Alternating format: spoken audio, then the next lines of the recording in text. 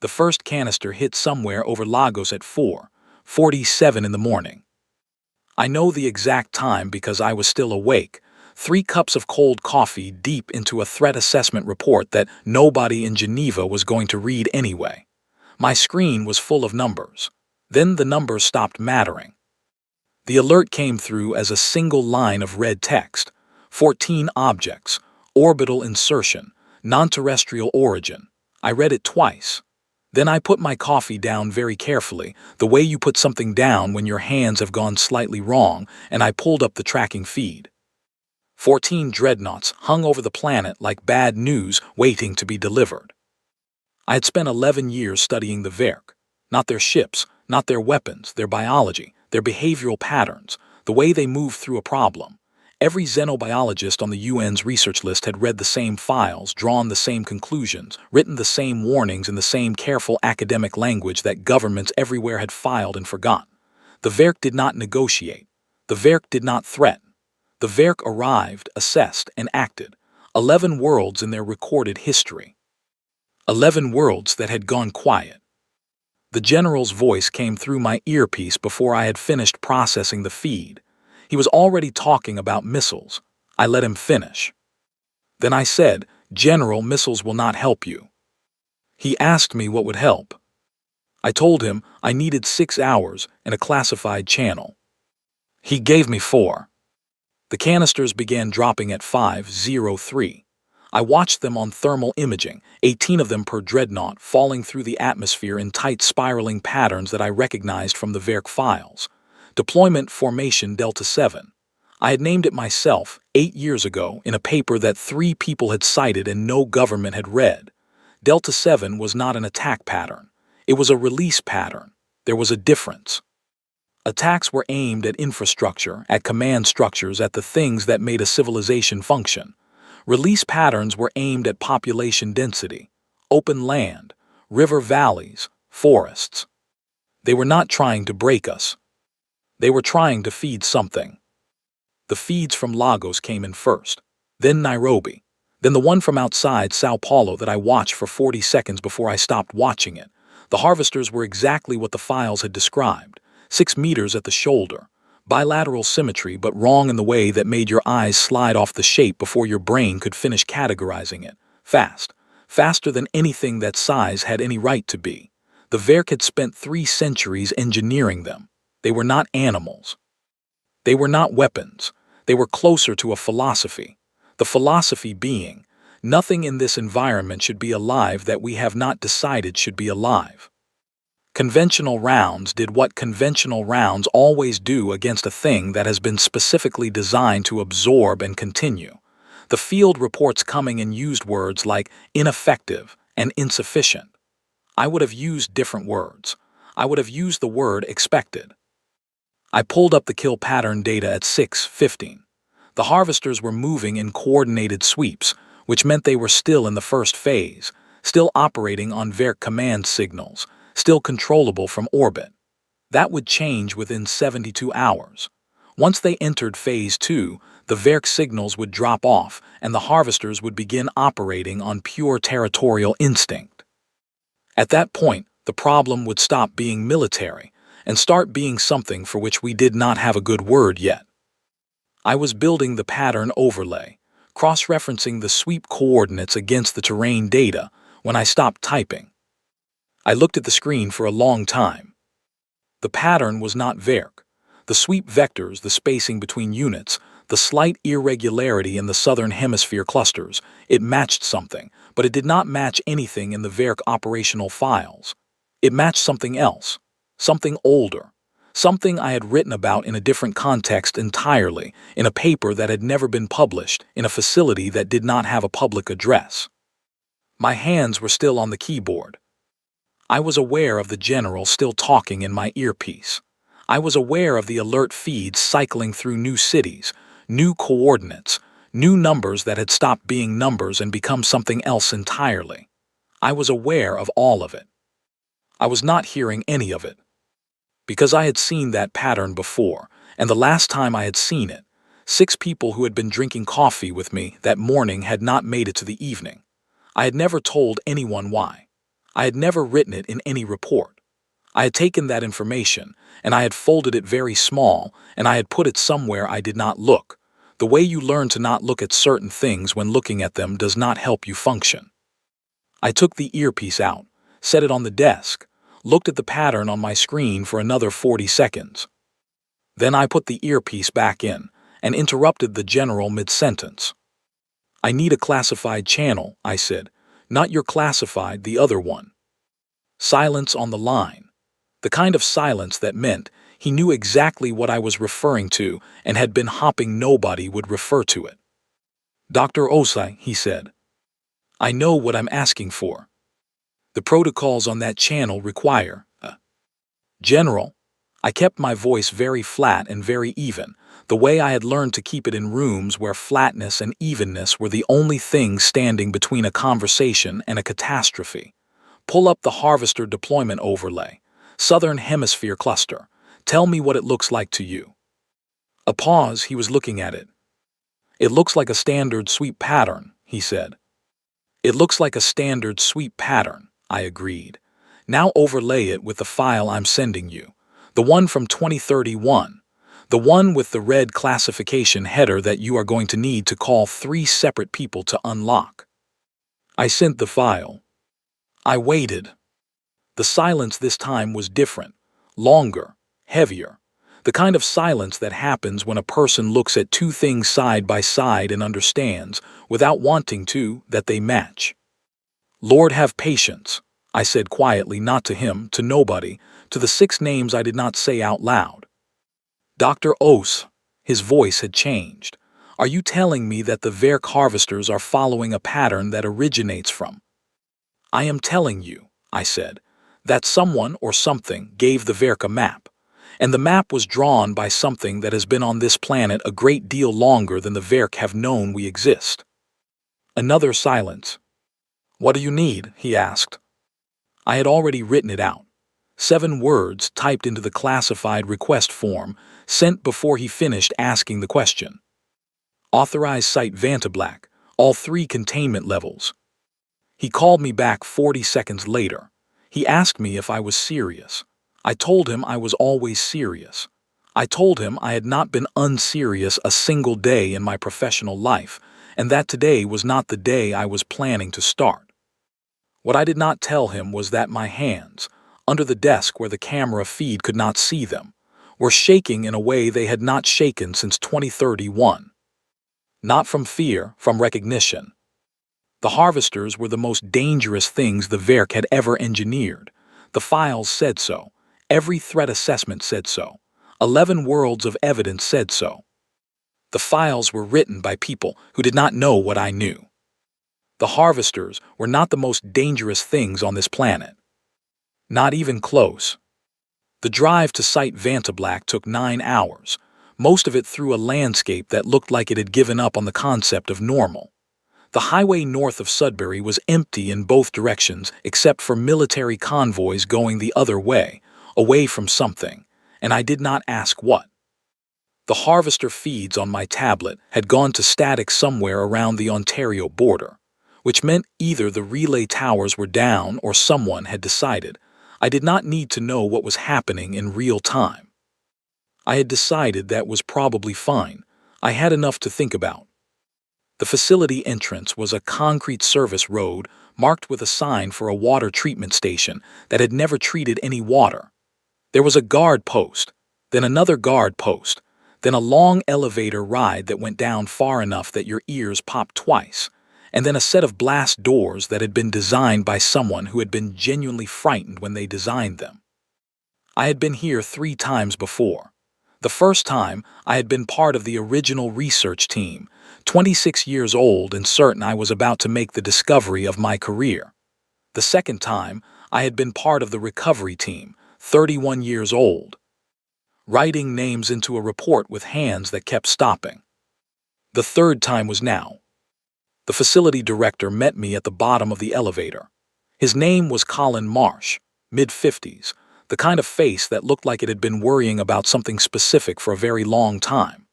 He handed me a badge and a coffee, and I took the coffee because it was the same coffee, the same brand. The same terrible vending machine blend that had been here in 2031, and I drank it because not drinking it would have meant acknowledging why I noticed. Command has sent authorization for levels 1 through 3, he said. Full containment access. I know I asked for it. I know you did. He looked at me in the way people look at you when they want to ask a question and have decided not to. The general briefed me on the deployment overlay. Good, then you understand why we're here. We walked through the main corridor. White walls, fluorescent light, the low hum of ventilation systems moving air through a space that needed a great deal of air moved through it. The facility was technically divided into 3 containment levels, which was a bureaucratic way of organizing something that defied bureaucratic organization. Level 1 was the research floor, files and samples, and the kind of careful scientific documentation that made everything look manageable on paper. Level 2 was observation, the monitored chambers, the feeds, the biological data running on servers that were not connected to any external network. Level 3 was the part that did not have a name in any official document. Staff called it the basement. I did not call it anything. Nomming it felt like an invitation. Colin walked me through the briefing room where 3 scientists I did not recognize were standing around a holographic display of the Harvester deployment, their faces carrying the specific expression of people who have recently been told something that has rearranged their understanding of several things at once. I nodded at them. They nodded back. Nobody had anything useful to say yet. The pattern match is consistent across all 6 continental clusters, said the youngest of the 3, a woman named Dr. Paula Stride, voice flat and careful in the way that meant she was keeping something steadier than she felt. Whatever generated the original map, the Verk have been following it precisely, down to the terrain variance corrections. They were given it, I said. Given it by what? I looked at the display. I looked at the 6 bright clusters burning over 6 continents. I thought about 11 worlds. That, I said, is the second problem. The first problem is what we're going to do about the harvesters. I pulled up a chair and opened my tablet and began the briefing that I had been constructing in my head for 9 hours on an empty highway with military convoys going the other way. I talked through the Verk deployment phases. I talked through the 72-hour window before the harvesters went autonomous. I talked through every conventional option and the reasons each one ended in the same place, which was not a good place. Then I pulled up a file that made Colin sit down heavily in his chair. Without appearing to notice, he had done it. The file was mine. I had written most of it between 2026 and 2031. The last 3 pages had been written by someone else, in a different handwriting, and then completed by me after the fact, because the someone else had not been available to finish them. I did not look at the name at the top of those pages. I never did. What we have in Level 3, I said, are 6 entities, not Verk, not anything the Verk have cataloged, not anything with a genus or a species designation that holds up under scrutiny, because the standard frameworks for classification assume a thing evolved in a linear way from something smaller, and these did not. The genetic sequencing we managed before the 2031 incident suggests origins that predate every terrestrial evolutionary branch point we have mapped. They should not exist here. They are here. You want to release them, said Colin, not a question. I want to consider it as an option. The containment protocols were written by people who were afraid, I said. That was appropriate, but fear is not a strategy. Paula was looking at the display. If the harvesters follow the same map that the entities apparently generated, would that mean the entities and the harvesters are? In the same food chain, I said, yes. The room went quiet. Not the kind of quiet that happens before someone speaks. The kind that happens when everyone in the room has just understood something at the same moment, and none of them wants to be the first to say it out loud. The harvesters are apex predators, said the 3rd scientist, a man named Dr. Owen Farr, very quietly. By every metric we have, there is nothing in the Verk files that sits above them. The Verk files, I said, document 11 worlds. On 11 worlds, nobody had a Level 3. I closed the file. I stood up. I did not look at the east corridor, the one that went to the older section of the facility, the one with the 7 storage lockers that had been retrofitted into memorials that nobody officially acknowledged. I need the ethics board convened in 2 hours, I said, and I need the general on a secure line, and I need someone to tell the kitchen to stop buying this brand of coffee. Nobody moved for a moment. Then Colin said, "The ethics board is going to say no." I know. So will the general initially. I know that too. What are you going to say to them? I looked at the display. 6 clusters, 6 continents. The clock in the corner reading 51 hours and 17 minutes to harvester autonomy. I'm going to say the same thing I always say, I told him. I'm going to put 2 sets of numbers next to each other and let the numbers do the talking. The ethics board said no. I put the numbers next to each other. They said yes. The authorization came through at 11:47 that night. It had 17 signatures on it, which was 16 more than anything I had ever submitted before. I read all 17 names. I recognized 4 of them as people who had specifically argued against my research in peer-reviewed journals. Fear, it turned out, was very good at changing minds. I went to my assigned bunk and lay on my back in the dark, and stared at the ceiling of a facility buried under 400 meters of granite, and thought about the East Corridor and the 7 lockers and the brand of coffee I had requested they stop buying, and did not request an explanation for. In the morning, I began the release protocol. My hands only shook once, which I considered a professional achievement. The first thing I did wrong was assume the release would look like the simulations. The simulations were clean, modeled vectors, projected movement corridors, behavioral prediction matrices built from 6 years of observation data. Paula had run them 40 times. Owen had run them 20 more. Every iteration showed the entities moving into the designated harvester zones, following the territorial instincts the observation data had cataloged, engaging in the behavior the files described in the careful neutral language of science, trying not to panic. Entity 1 went southwest. Correct. Entity 2 went northeast. Correct. Entity 4, 5, and 6 moved into their designated corridors within the first 6 hours, and the feeds from those zones showed exactly what we had modeled, which was a kind of efficiency that made the word efficient feel insufficient. Entity 3 went north. Not northwest, which was the projection. Not northeast, which was the secondary model. North. Straight north, moving at a speed that our surface monitors caught in fragmented thermal pulses, crossing terrain in a pattern that the movement prediction software kept failing to categorize because it did not match any animal locomotion database we had. The harvester feeds from the northern zones had gone quiet 4 hours before Entity 3 reached them. I noticed this sitting in the mobile command unit outside the facility entrance, watching 3 screens simultaneously, and I said nothing about it to the people around me for approximately 11 minutes while I thought about what it meant. It meant Entity 3 had not gone north because of the harvesters. It had gone north for a different reason. I got into a vehicle and drove north without telling anyone where I was going, which was not the correct protocol. Paula called me twice. Owen called me once. The general called me 4 times. I answered the general on the 4th call and told him I was following an anomalous deviation and would report in when I had something to report. He told me that was not how field operations worked. I told him I had never technically been a field operative.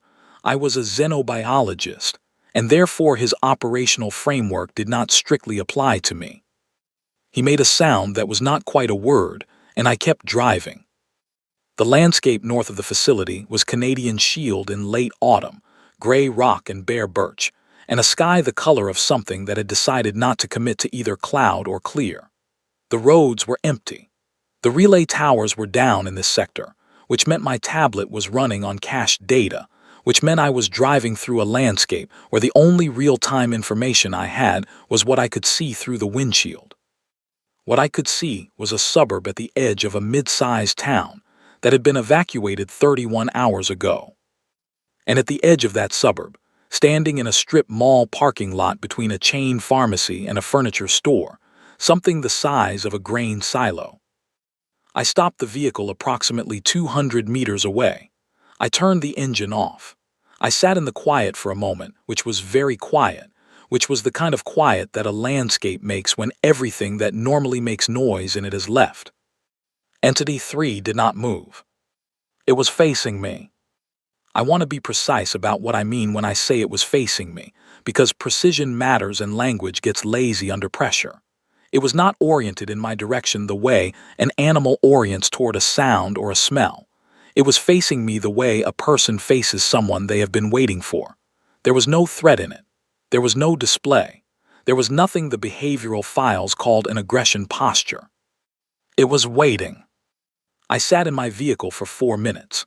The feeds I could still access were showing the harvester zones going quiet one by one across 3 northern provinces, which was information that should have been requiring my attention. I got out of the vehicle. I sat on the hood.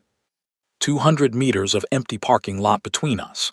The wind was doing what wind does in November in northern Ontario, which is commit fully to being unpleasant.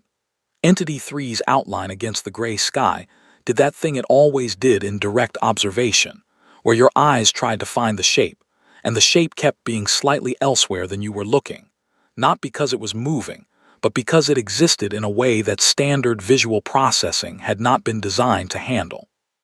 I had first encountered that quality in 2031.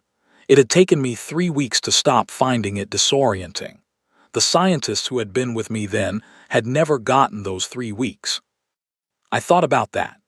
I thought about North and why North, and what North meant if you had been contained in a facility for 15 years and the first time, the doors opened you went not toward the largest concentration of the things that were your nearest natural equivalent to food, but toward a specific person in a specific vehicle on a specific road. I did not have a scientific framework for what I was thinking. The radio in the vehicle behind me was going loud with voices I was not listening to. I turned it off. Entity 3 had not moved. Neither had I. The parking lot sat between us like a question that neither of us was in a hurry to answer. I stayed on the hood of the vehicle until the sky started going dark at the edges. Then I got back in and drove back to the mobile command unit and wrote a field note that I did not send to anyone, that I marked as personal and locked with a code I had not used since 2031. It said it knew where I was. It came to me first. It waited. I sat with that for a long time. Then I did what I always did, with the things I could not explain in the frameworks I had been given. I wrote a new framework. The cargo container was Paula's idea. She had found it in the port inventory, listed under general freight, 8 meters by 3, sitting in a Rotterdam yard next to a stack of identical containers that would provide exactly the kind of structural ambiguity that the general had insisted on when he said he would not authorize a meeting inside any building that was also a potential military target. I had not asked why a cargo container was preferable to a building. I had decided that question could wait. The Werk negotiator arrived at dawn, alone, the way the intercepted signal had said it would. Our translators had been running Werk linguistic models for 30 years, which was long enough to manage functional communication, and not long enough to be certain you were not missing something essential in the middle of a sentence. I was standing inside the container when it entered. Colin was 3 meters behind me. 2 military escorts stood at the door, which was as far as the general had agreed to stand his people back, which I had accepted because arguing about it would have cost time we did not have. The Werk negotiator was not what I had expected. I had spent 11 years studying the Werk through their biology, their behavioral patterns, their engineering outputs. The picture the files built was of a species that expressed everything through scale. Large ships, large weapons, large engineered predators. Scale as a statement of intent. I had internalized that picture without fully realizing it. The negotiator was small. Not small by human standards particularly, perhaps 1.75 meters, narrow through the body in a way the larger Werk were not. Old in the way that age shows in a species, something in the surface texture of the skin, something in the way it held its weight slightly forward. It came through the container door and looked at me with two eyes set wide in a face that was not built for expressions, but was nonetheless expressing something. It sat down on the container floor. I sat down across from it. Neither of us said anything for about 30 seconds, which the translator was rendering as a recognized opening protocol, a deliberate mutual silence that the files had documented, but which I had never experienced directly. In the files, it had always seemed formal. In the container, with the port sounds bleeding in from outside and the morning light coming through the gap in the door, it felt almost courteous. The Werk spoke first. The translator rendered it in flat English, stripped of whatever tonal quality the original had carried. You released the prior ones. We did, I said. You had them contained. We did. For how long? 15 years since the formal program. Evidence suggests they were first contained several centuries before that, by people who did not understand what they were containing. The negotiator was still for a moment. Then, the other worlds did not contain them. I know. The other worlds attempted removal, destruction. I know that too.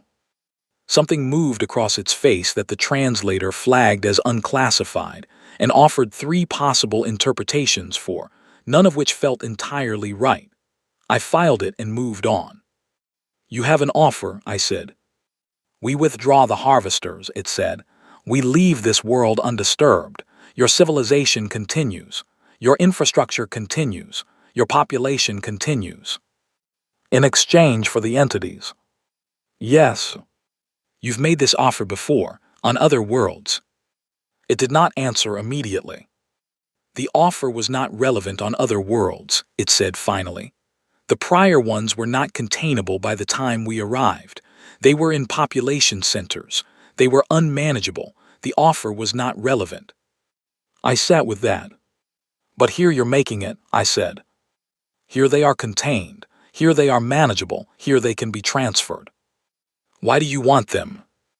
Another pause, longer. They are a hazard, it said. To whom? The translator flagged the response as a non-answer, which was not a translation failure. That was the actual content of what it had said. I pushed. The harvesters are your apex predators, I said. Engineered, optimized.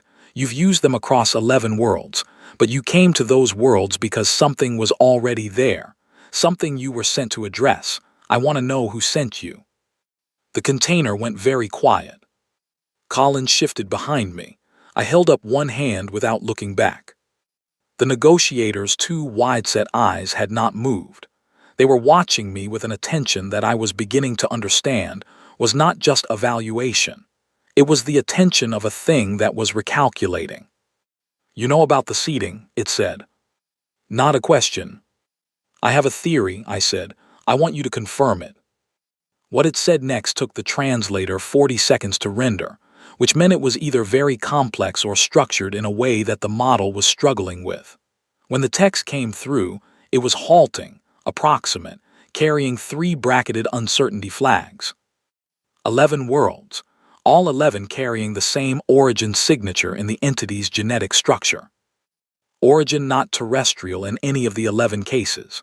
Consistent across biospheres, across evolutionary histories, across the full range of what the Werk had encountered in 3 centuries of expansion.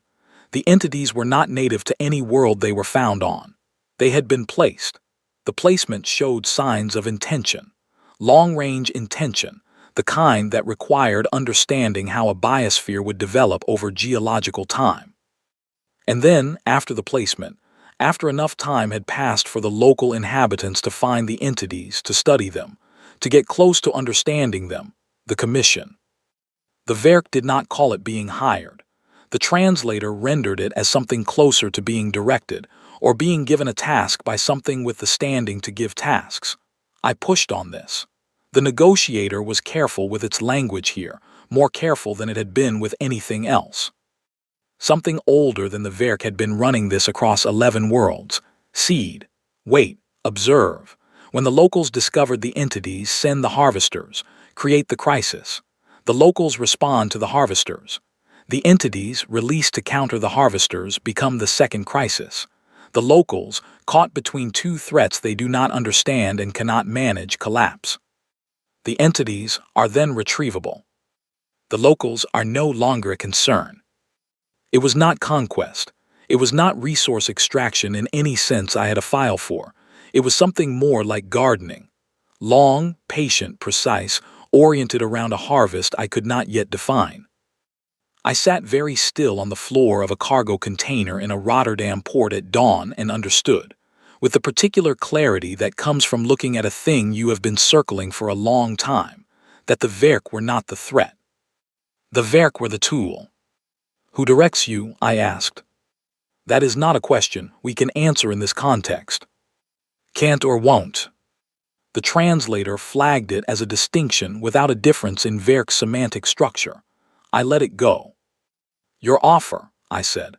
You want the entities. You want us to hand over something we have contained and maintained, and in our own way understood, in exchange for you withdrawing a threat that you were directed to deploy against us. Yes. I thought about 6 names I did not say out loud. I thought about an entity in a parking lot, standing still, waiting. I thought about 15 years of files and the 3 pages written in someone else's handwriting.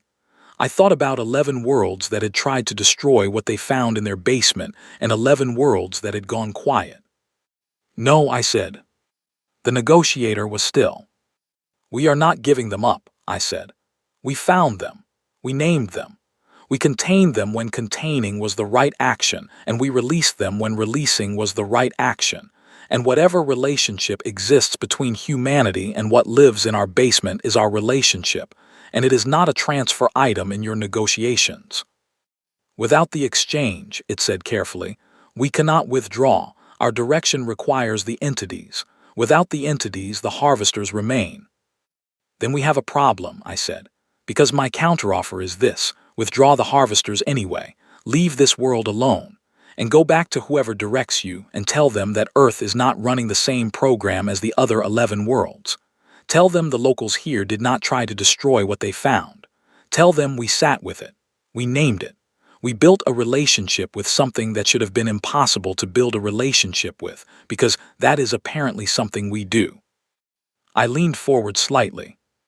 And tell them, I said, that whatever they are planning to do next, they should account for the fact that we now know they exist, because that changes the problem considerably. The negotiator looked at me for a long time. The translator was silent.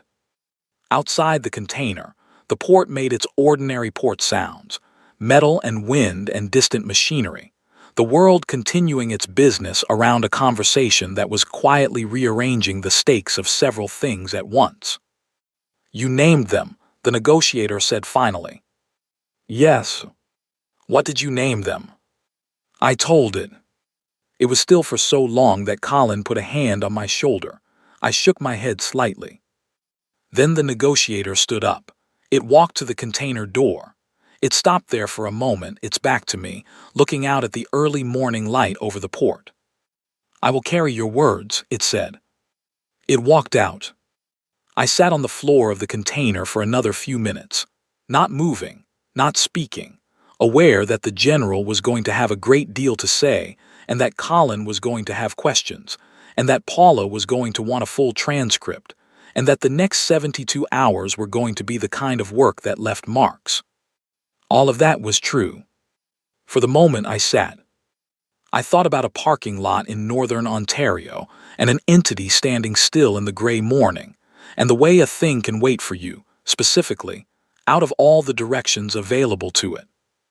The Werk had a word for us that the translator could not fully render. I was working on it. The harvesters began withdrawing from continental zones at 3:14 on a Thursday morning, which nobody witnessed except automated monitoring systems and one insomniac technician in a Lima relay station who wrote it up in a field report that got buried in 17 layers of classification before noon. The official story, released 4 days later, was a diplomatic resolution following emergency UN engagement. It was 3 paragraphs long. It did not mention the Werk by name. It did not mention the entities.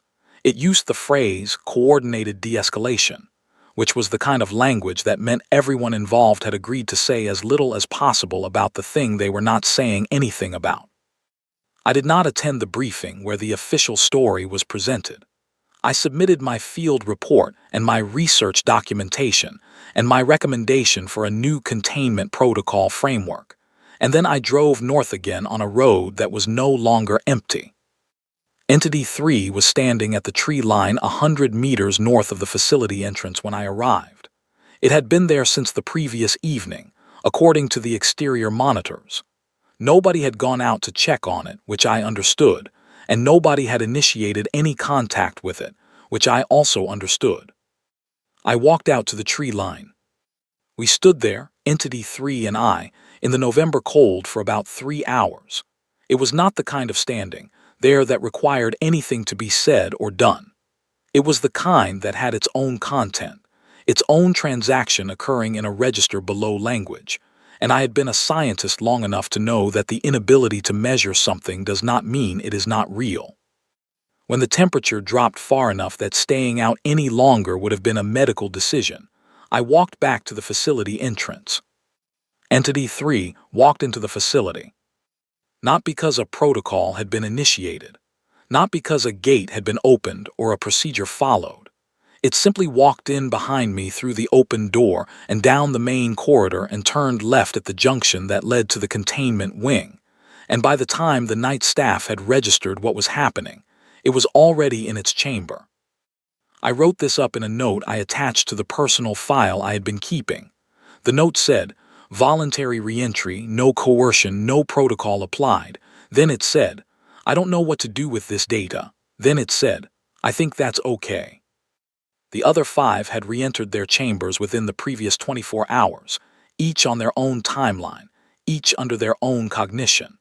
The behavioral files were going to need significant revision. The theoretical framework was going to need significant revision. A great many things that we had written about what the entities were and how they operated were going to need to be looked at again, with the understanding that we had been making certain assumptions that were no longer supportable. I found this, professionally speaking, one of the most interesting problems I had ever been handed. I also found it, in a way I did not document anywhere, something else. Paula knocked on my office door at noon. She was carrying 2 coffees, and I noticed she had switched brands, and I did not say anything about it, but I held the cup for a moment longer than I needed to before I drank it. "Owen has already started the revision framework," she said. "He's calling it the Cooperative Apex Model." "That's a terrible name," I said. "He knows. He's open to suggestions." I thought about it. "Relational Coexistence Index," I said, "pending further data." She wrote it down. "The general wants a full debrief this week." "He can have one." "The ethics board wants to convene on the protocol revisions." "They can have one of those too." And there are 4 separate governments requesting access to the site for their own research teams. They cannot have one of those. Paula smiled at that in a small, tired way and took a long drink of her coffee. We sat in the shared quiet of people who had been through something together that they were still processing in different rooms of themselves. "The Werk negotiator's parting word," she said. "The one the translator couldn't fully render. Have you made any progress on it?" I had been working on it for 3 weeks at that point. The translation models had given me 17 approximations, none satisfying. I had been running it against every linguistic framework in the xenobiology database, cross-referencing against documented Werk emotional registers, looking for the word that held the shape of what had been said. I had 2 candidates. The first was anomaly. It fit the structural form. It matched the semantic field. It was supported by 4 of the 17 models. The second was kin. I had not told anyone about the second candidate. I had been sitting with it the way you sit with information that changes the load-bearing structure of several things you thought were settled, waiting to see if it held up under pressure or dissolved under scrutiny. It kept holding up. "Some progress," I said. Paula waited. I looked at the coffee in my hands. I thought about 11 worlds.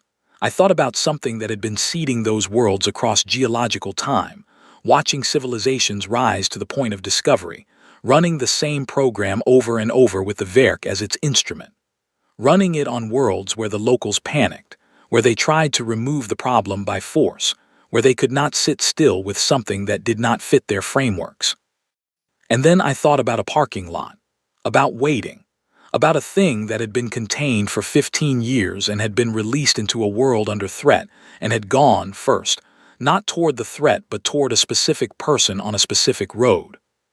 Whatever was running this program across 11 dead worlds had watched humanity do something the program had not accounted for. We had not tried to destroy what we found. We had sat with it. We had named it.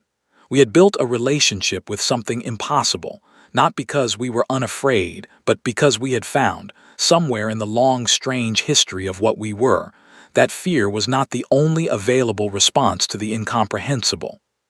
That we had other tools. Something knew that now. Something was recalculating.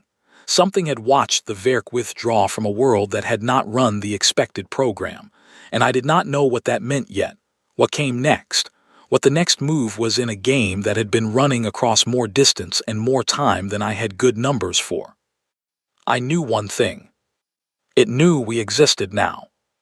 Not as a species to be harvested, not as a civilization running on schedule toward a predictable end, as something that had done the unexpected thing, as something that had complicated the math. Academically speaking, I said to Paula, I have no idea what comes next.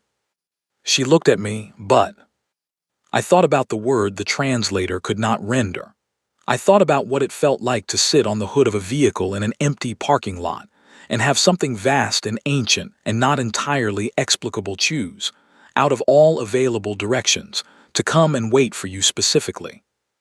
But whatever is out there running this, I said, it sent killers and we answered with something it wasn't expecting.